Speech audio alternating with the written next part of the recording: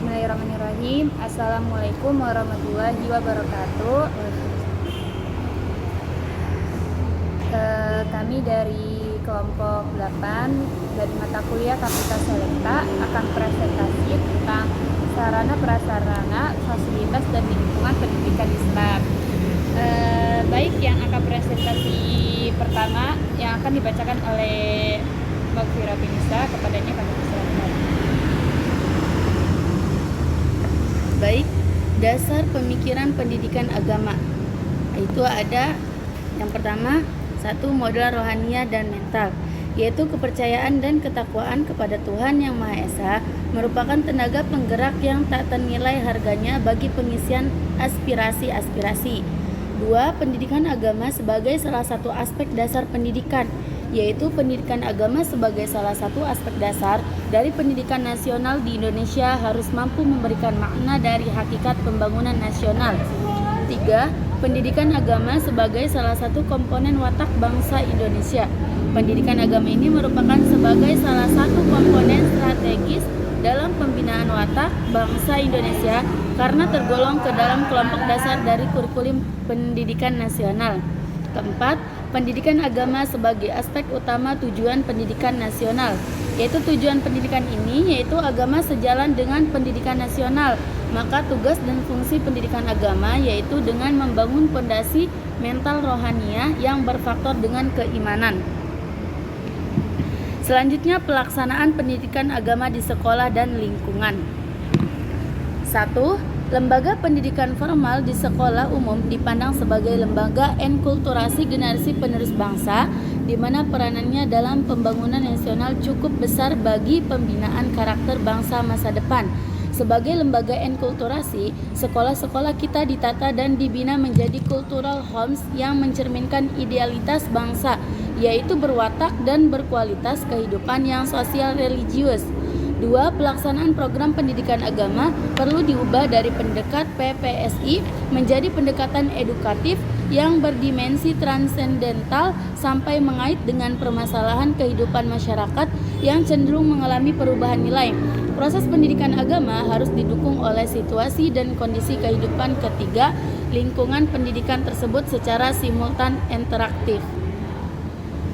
Yang ketiga, metode sebagai salah satu sarana penting dalam proses pendidikan agama juga harus dikaji dan dikembangkan sejalan dengan tuntutan perkembangan jiwa anak didik atau remaja agar mampu membawa dirinya dalam arena kompetisi kehidupan modern, kehidupan yang penuh tantangan dan pertentangan nilai-nilai etik sekularistik dan nilai sosialistik religius atau nilai-nilai relativisme kultural yang berubah-ubah.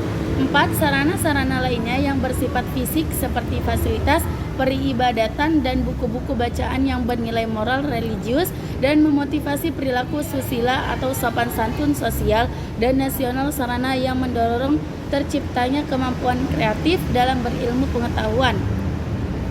Kelima, sarana lainnya yang tidak kalah pentingnya adalah organisasi POMG yang telah terbentuk di banyak sekolah kita adalah amat penting untuk didayagunakan bagi efektivitas pendidikan agama di sekolah dan rumah. Organisasi ini merupakan wadah kerjasama antara sekolah dan rumah di mana pelaksanaan pendidikan agama mempunyai arti sangat penting untuk penghayatan dan pengalaman yang berkesinambungan akan nilai-nilai pendidikan agama di kedua lembaga tersebut. Organisasi ini juga dapat dijadikan forum dialog antara orang tua murid dengan guru agama di mana guru berfungsi sebagai konselor terhadap mereka. Selanjutnya, orientasi pelaksanaan pendidikan akan dibacakan oleh Marina Agustin.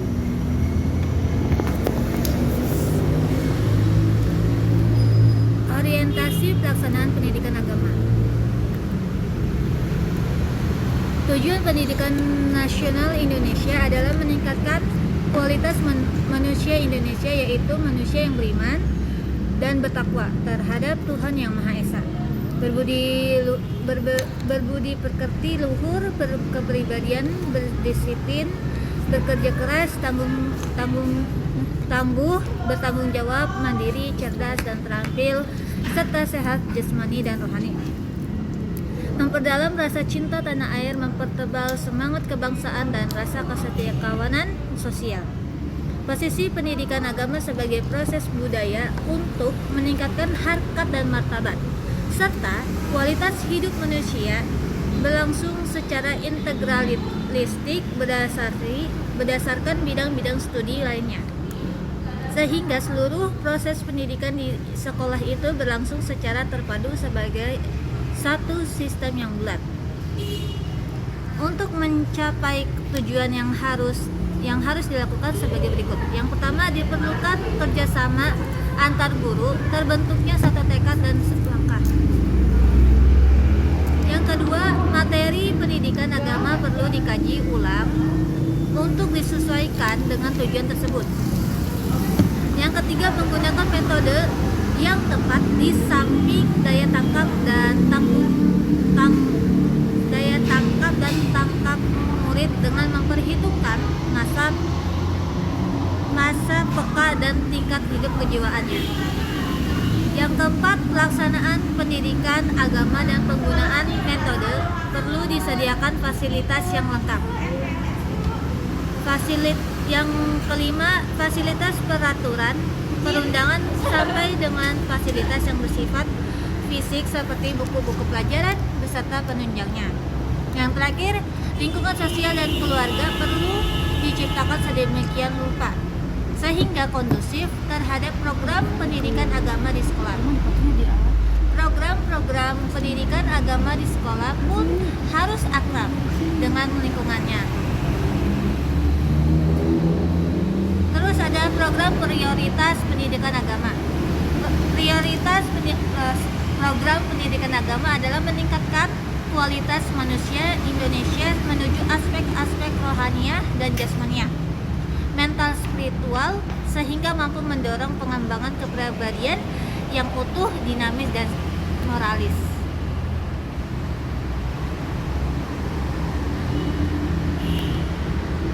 Pertama, ada peningkatan kualitas dan kompetensi guru agama dengan kemampuan profesional keguruan dengan mempergunakan metode serta kemampuan memilih substansi pendidikan agama. Kedua, peningkatan mutu lembaga-lembaga pendidikan formal yang mendidik calon guru seperti PGA perlu ditata kembali atau dilakukan inovasi sehingga program-programnya lebih terarah kepada pemantapan profesional keguruan yang lebih di bidang kependidikan agama. Yang ketiga, substansi pendidikan agama perlu direformulasikan sesuai dengan program umum pembangunan nasional sektor pendidikan menyangkut substansi di bidang akidah dan sikap ubudiyah yang dimanifestasikan dalam perilaku muamalah bainan nas. Yang keempat, metode pendidikan sebagai sarana non-fisik yang harus dikuasai dan diterapkan oleh guru terhadap anak didik perlu dilakukan renovasi sehingga proses pendidikan agama berlangsung secara dialogis antara guru dan murid, tidak verbalistik dan teacher-centric melainkan demokratis. Yang kelima, reformasi tujuan pendidikan nasional di atas secara jelas dan mudah dipahami dan dicapai oleh guru agama. Yang keenam, meningkatkan manajemen pendidikan agama yang menyangkut pendayagunaan sistem kerjasama antara orang tua, murid, dan guru di tiap sekolah. Yang ketujuh, prioritas terakhir ialah penyediaan sarana pendidikan di sekolah antara lain berupa kemudahan menjalankan ibadah yang diberikan oleh kepala sekolah dan disediakan tempat-tempat ibadah musola. Problematika umum pendidikan agama di sekolah. Berbagai upaya telah dilakukan oleh para pemikir, ilmuwan, ulama, dan ulama ilmuwan yang banyak memprihatinkan tentang pelaksanaan pendidikan agama di lembaga pendidikan formal kita. Seperti pemikiran yang dirumuskan dalam forum-forum seminar tentang pendidikan agama dan perguruan agama pada tahun 1971. Seminar tentang pengaruh agama terhadap kehidupan remaja pada tahun 1977. Seminar tentang pendalaman agama melalui pendidikan agama pada tahun 1986 oleh IAIN. Lokakarya tentang perbaikan pendidikan Islam tahun 1986 oleh GUPI. Seminar tentang pendidikan agama dalam sistem pendidikan bangsa tahun 1976 oleh Depak YTKI dan Yayasan Friedrich Stiftung, serta berbagai forum pertemuan ilmuwan lainnya. Berbagai faktor yang diidentifikasikan sebagai penghambat dapat disimpulkan sebagai berikut. Yang pertama, faktor eksternal. Di faktor eksternal itu ada pertama timbulnya sikap masyarakat atau orang tua yang kurang concern kepada pentingnya pendidikan agama. Yang kedua, produksi pendidikan sekolah yang dicapai dalam waktu yang relatif singkat dengan dana yang seminimal mungkin, namun berhasil meluluskan sejumlah murid yang lebih besar. Ketiga, adanya timbulnya sikap frustasi di kalangan orang tua atau masyarakat bahwa tingkat pendidikan yang dengan susah payah diraih akan menjamin anaknya untuk mendapatkan pekerjaan yang layak. Yang keempat, situasi lingkungan sekitar sekolah disubversi oleh godaan-godaan setan yang beragam bentuknya. Yang kelima, adanya gagasan baru yang mulai bermunculan diimpos oleh para ilmuwan yang meluas ke arah jalur kehidupan remaja yang kondusif kepada watak dan ciri-ciri usia puber dan adolensis mereka. Secara lata mempraktekkan makna yang keliru atas kata-kata terobosan menjadi pengambil jalan kepintas dalam mengejar kemajuan belajarnya tanpa melihat cara-cara yang halal dan haram. Yang kedua, ada faktor internal. Di faktor internal itu ada guru kurang kompeten untuk menjadi tenaga profesional pendidik.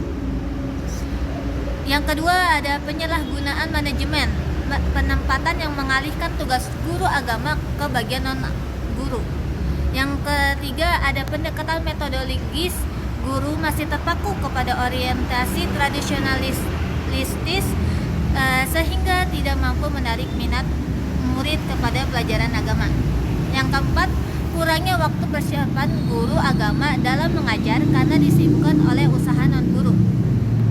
Yang kelima, kurikulum yang terlalu overload karena terlalu banyak menampung keinginan tanpa mengarahkan kepada prioritas. Yang keenam, hubungan guru agama dengan murid hanya bersifat formal tanpa berpengaruh di luar kelas atau sekolah. Yang ketujuh, kurangnya rasa solidaritas antara guru agama dengan guru-guru bidang studi umum, sehingga timbul sikap memencilkan guru agama yang mengakibatkan pelaksanaan pendidikan agama tersendat-sendat dan kurang terpadu.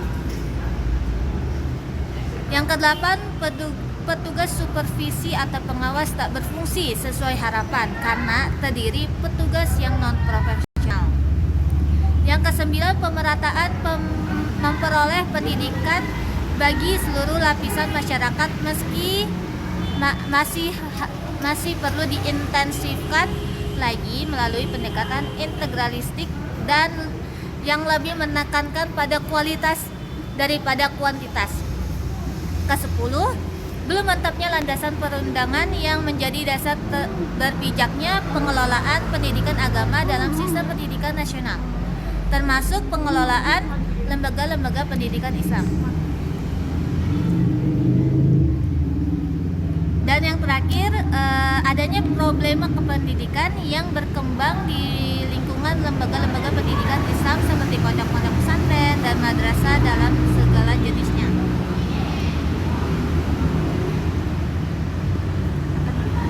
Oke, selanjutnya itu ada pola pemecahan problema pendidikan Islam. Yang pertama, ada faktor idil yang melandasi pelaksanaan pendidikan Islam, yaitu Al-Quran dan Al-Hadis, memerlukan interpretasi baru dari pakar-pakar muslim yang konkret kepada kemajuan kependidikan Islam. Dua, yaitu faktor struktural. Kelembagaan pendidikan Islam yang telah eksis dalam masyarakat perlu dilakukan inovasi yang benar-benar dapat mendukung tujuan pendidikan nasional. Ketiga, faktor teknis operasional agama di semua jenjang pendidikan umum perlu lebih diaktualisasikan ke dalam proses yang integralistik dengan pendidikan intelektual dan keterampilan.